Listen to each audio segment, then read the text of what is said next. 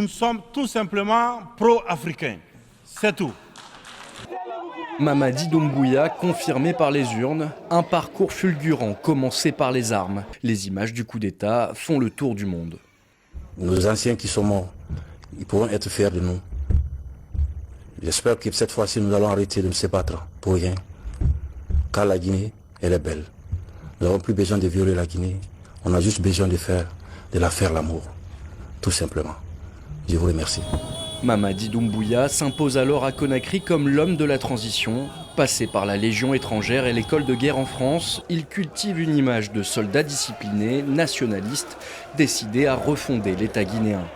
Nous voulons rassurer tout le monde, ici présent, qu'il n'y aura aucun esprit de haine, ni de vengeance.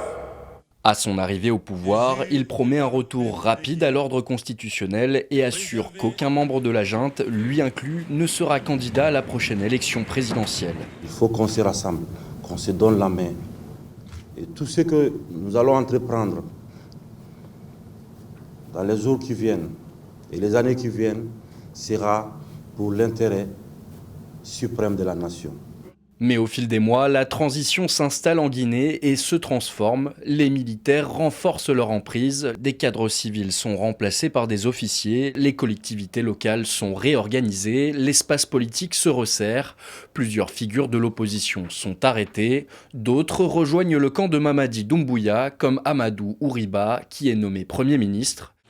En 2025, en Guinée, le tournant est assumé, une nouvelle constitution est adoptée par référendum, elle redéfinit les règles du jeu, elle permet notamment à Mamady Doumbouya de se présenter à l'élection présidentielle.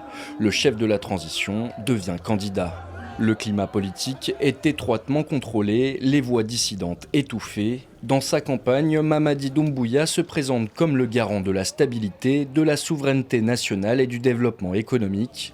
Il met en avant les grands projets miniers, en particulier l'ouverture de la mine de fer de Simandou, présentée comme la clé de la transformation économique du pays. Cette élection marque la fin officielle de la transition. L'adoption de la nouvelle constitution permet en théorie à Mamady Doumbouya de rester président de la République jusqu'en 2040.